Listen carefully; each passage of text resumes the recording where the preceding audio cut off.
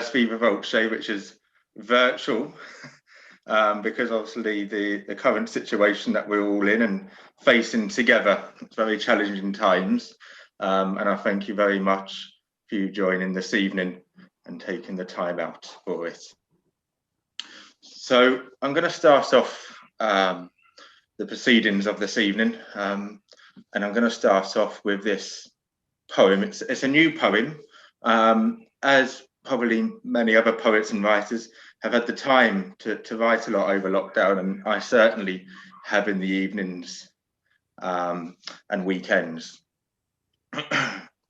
So I'm going to start with this poem, and this poem kind of came to me when I was sitting around one evening, and I think I was watching First Dates, which is a program I quite like. I find it amusing in some ways.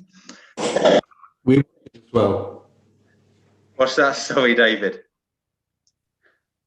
I was just saying we watch it as well. Yeah, it is quite good. I think Fred's a good presenter of it, to be fair. So this poem came to me, but it happened at some events about a year or two before this poem came to me, and it's called Moonlight Dance. Music awakes the minds, and their emotions are spinned on a turntable of waves, releasing vibes of energy as two, from a combined heart, share the dance floor within the city walls under a moonlight dance of love. So it's just a nice, short and sweet poem, and I think it sums up to that night very well, a year or so ago. And the last poem I'm going to read this evening, sorry, I'm working from two computer screens here. It's something we've all experienced during this pandemic, and it's called An Invisible Health Prison. Lockdown. A word we all know and understand the meaning of, but now we know the true definition of its meaning. A term across the world in which we have all had to agree with and do. A word which many months became our reality. Lockdown.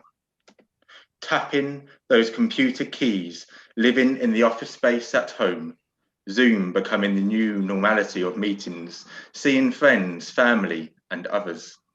Lockdown, an invisible prison, but one to keep us safe and healthy as we cannot venture further past our local community.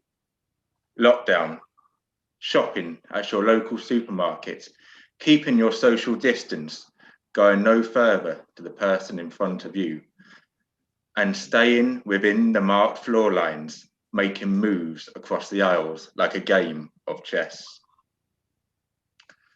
So that poem is just summing up, really. I suppose it's like a history poem, if you like. It kind of summing up what lockdown has been, I suppose, for many of us, and one that future generations can look upon later on when they come to read it.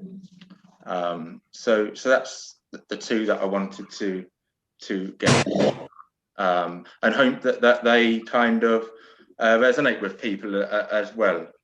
So I'm now going to pass over to David, who's got some writings for us. So to you, David.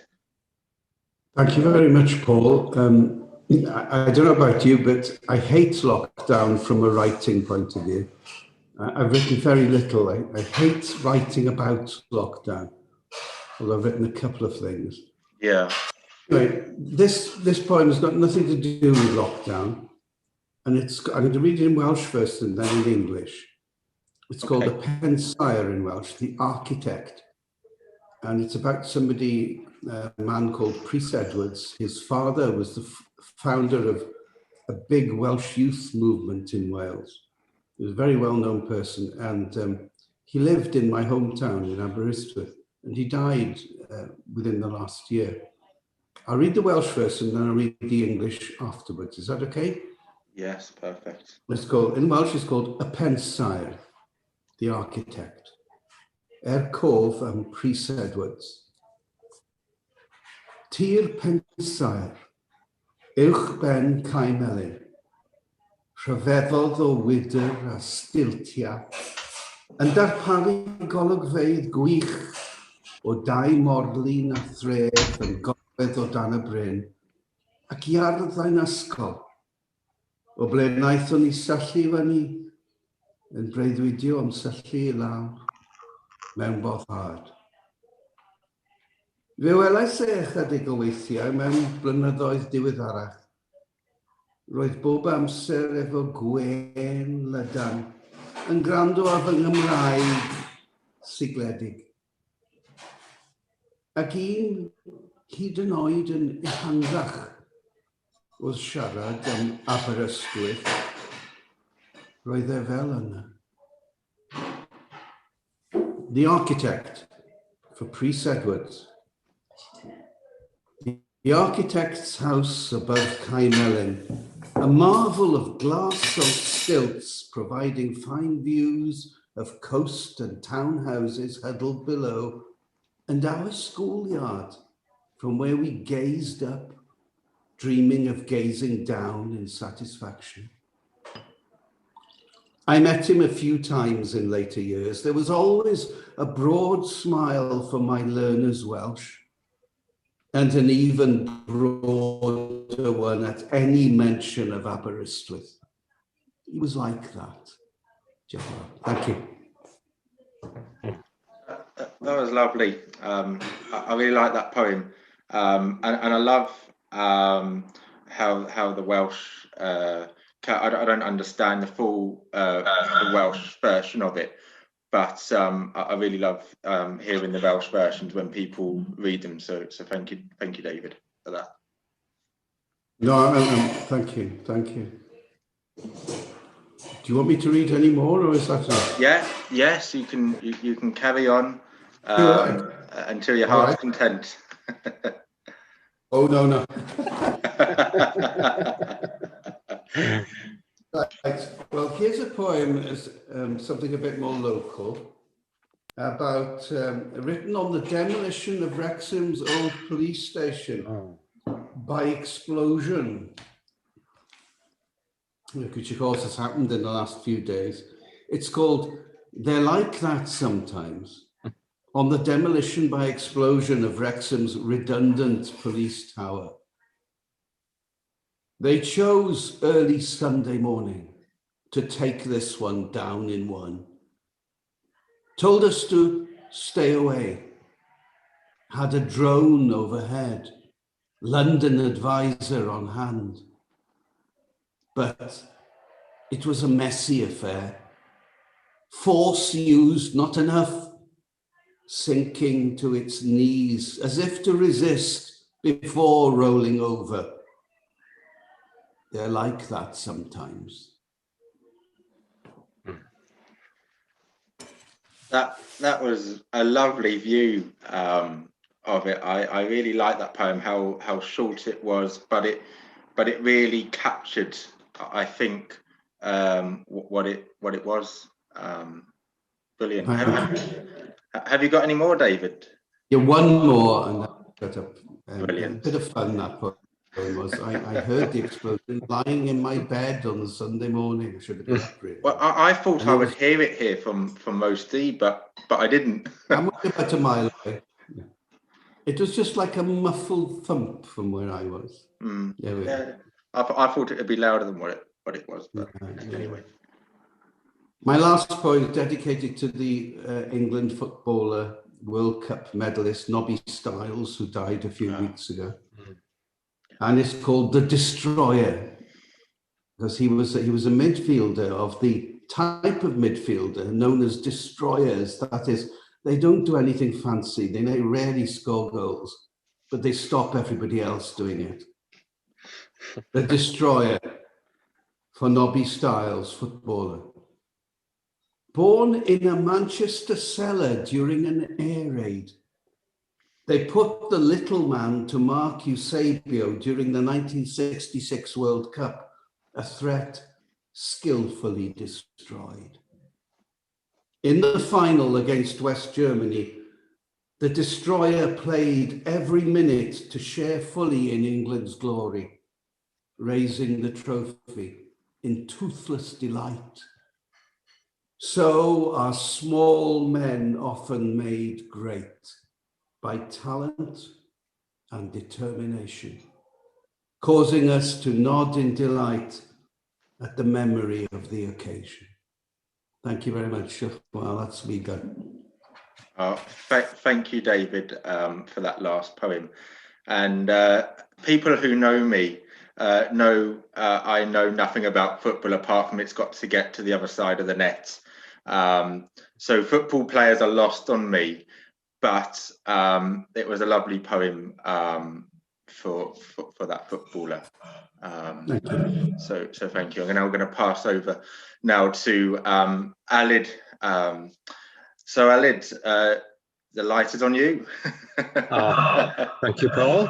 Thank you, David, for those poems. Wonderful. I've got two poems from London. I stayed in London, a few summers ago with some friends. And there's two from London, and then there's two from Wrexham. So I hope you'll enjoy them. The first one is about an area near Charing Cross Road, and I'd stumbled across it, but it really was like this, a garden in the middle of the city. So I've called it the garden behind the theatres, and it's Phoenix Garden. From the street's harsh concrete, where men lie in corners of doorways, from the constant din of traffic, finding you there is so unexpected. A walled garden behind the theatres, where children play freely. Eden recreated with jumping and skipping, sand castles that don't disintegrate. Playing in shadow and sunshine, back in an age of bows and arrows. A garden designed to bring a safe heart back to the West End. The phoenix rises here, and people wish to be led back to simpler days of collecting flowers. They search for cotton grass, roses and chives to introduce to the garden. Children play farm in the centre of the West End and shall always remember the garden days. The elderly are coaxed from the shadows of locked flats to seek their favourite seats under the trees or in the sun with a cup of tea. Official T-shirts declare that the garden is in full bloom, certainly wilder than famous parks ravaged by sunbathers. The squeak of taxis is a little removed here. People slowly melt into conversation, for there are other pools here to be found, of mercy and warmth in the alcoves and arbours. The garden behind the theatres, where the older child ties the laces of the small boy, and everyone seeks paths. You are my beautiful garden behind all the theatres. So if you ever go to Charing Cross Road, it's right at the very top, and it's on the right behind the Phoenix Theatre. It's a lovely, lovely place. That's lovely. Yeah. Yeah, that was really nice. Like a little, what would you say, haven in the middle of the busy life, Yeah, and that's why parks are very busy with sunbathers in the summer months down in London. And if you can find a spot like the garden you did, then it's lovely. Yeah, brilliant. I know that area really well. I worked there in Soho and Charing Cross Road and yes. Cambridge Circus, Shaftesbury Avenue, and it's full of delights. You wouldn't think it was a big city, and it's full of history as well, and celebrities you meet crossing the road, and well, you don't meet, but you pass them, So, absolutely. Great. Yeah. Well, and then if you follow the lane down in a way from that area, you get to St. Martin's in the Field. Yeah. And I went there, and I have been many times before there. And this one is about the tranquility that's there, despite the fact, again, that, you know, Trafalgar Square is so busy. So St. Martin's in the Field. Tranquil amid the pounding city's heart, where once there were fields. Only 2 or 3 meditating silently this afternoon in St. Martin's Church, that was once on the green glades of the Thames. Receiving the balm here during this brief hour, I am once more in the fields. Visitors have fled and silenced. I sense your closeness in this public place, the geniality of your company. Here in the centre with you. Here you bring our distant needs close at hand and grant us a meaningful glance at your heart and kindness. If you can be present in the middle of this, you can be close in all of life's trials. In you, our hearts rejoice again. Only a handful are taking photos. They feel rejuvenated by this brief communion with you here. Like sunsets of yesteryear, on the glade beside the Thames, St. Martin once more in the fields. It's just the sense of peace and calm I got there, really, in the middle of a very busy summer, you know. Very different this summer, I'm sure, but there we are. Yes, yeah. So that's the London ones. Then there's 2 short ones about Wrexham. I taught this next person, and he sadly died. He was a pupil at Ysgol Morgan Llwyd, called Darren. And it's in memory of Darren. He was one of the leaders of the Kaya Park venture in Wrexham. And I hope this is a fitting tribute to him. Now, the kids used to call him Daz. Wrexham. A loss always cuts deeper in winter. At a time of darkness, with ribbons and January wreaths on the side of the road, trees without leaves, prickly bare hedges. On such a time, you left us, the gentlest of Kaya Park's sons, one who looked after others in the venture, their Daz. He gave youngsters meaning in the barren nights, made them proud of where they came from. Far from Pentre Gwyn, by the Afon Wen you left us. This fatal accident took the Gwenfro hero. I remember you in my registration group in school, when January wreaths are prickly on the sides of roads. But there is always a field of sunflowers, dancing in the summer breeze for you, in the hearts of Kaya's children. And the last one is a bit of fun in a way, but it's probably quite true. This is a Christmas concert in a church. Loud and awkward shuffling to clonky wooden pews in stilettos. The tuning of instruments. The accompanist looks far too important, to say the least. The struggle to ignite the Christmas tree lights. The ordeal of getting the spotlight spot on. It's a new take on the old story. Programs are distributed, dresses are straightened, murals of angels blush above. Then, after 7, when the concert begins, the angels above soar like miracles suspended, and innocent wishes are about to be realized.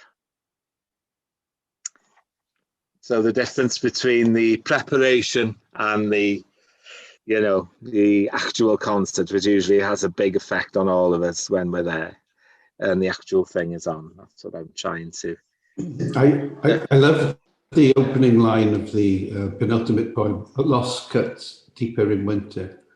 Oh, people always say you. you should finish your poems with a strong line, and I don't always.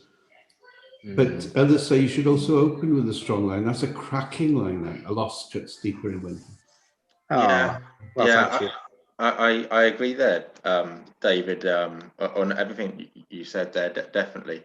And just to say to Alid, I think that was a fabulous tribute poem. Thank you. Yes, I'm quite pleased with that one, and he was such a nice person. You know, he was in my class for 5 years. In that time, he followed the class through the school. So, thank you, Alid. I now for the last poet for this evening, Margaret. Right. I'm just going to read two shortish, get my teeth going, poems. They're from a collection I put together called Not Exactly Life, and every poem is about women. So the collection, it's live, film, fiction and history. Well, these two are from a life, because one is about one of my aunties and one is about a school teacher. So the first one is called Passengers. The bus rumbles, tumbles my thoughts. Auntie Marjorie is considered, the one I never knew. Settling for the journey, I watch as other passengers board. She has skin dark as black coffee, hair with the blue-black tints of a raven's wings. The boy is busy putting his backpack on the seat. He is smiling. He has his mother's eyes. At the ring of a bell, we stop. Mother and son depart, still smiling. A journey ended. Distracted for a long moment, my thoughts again tumble. Years earlier, other travellers. Auntie Marjorie and her Indian Army officer coming home to England. I picture them together, happy, smiling. My uncle and his young bride from Assam. Auntie Marjorie, the one who died too young. And I often wonder what she was like, because, you know, she died about 5 years before I was born, so I never knew her. Nice poem.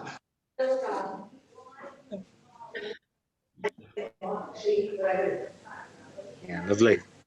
So this next one is about, I've called it Miss S. It's about my art teacher at senior school. So here we go. Miss S wore pastel-coloured costumes, kept her hair in a loose chignon, wore pearls. During art, she would tell us of her younger life, have us hanging on her every word. She allowed me to try wood carving, praising my attempts, taught me to love art for itself and for the expression of the same. When she read to the class from My Family and Other Animals, 24 girls were transported to Corfu. She liked my pastel of the rose beetle man. Sometime during 4th year she left. We never saw her again. Only overheard tales that wrapped themselves around school corridors and cloakrooms. Tried to pick out the truth from the gossip. Art could never be the same, but then neither were we. And I will just say that we do actually know where she went. She left the school and she went to Glossop in Derbyshire to open an antique shop. So you see, it isn't exactly life. It's virtually there, but we do know where she went, really. So that's the contribution. Thank you. I just want to let everybody know. Thank you, Margaret, for those lovely poems. I love the expression in that last poem there, wrapped around the corridors. the tales wrapped around the corridors. And me as well, yeah. I could really vision, you know, the whispers wrapped around the corridor somewhere, like writings on walls as such, as people are speaking. So that's lovely. Well, thank you everyone for joining this evening.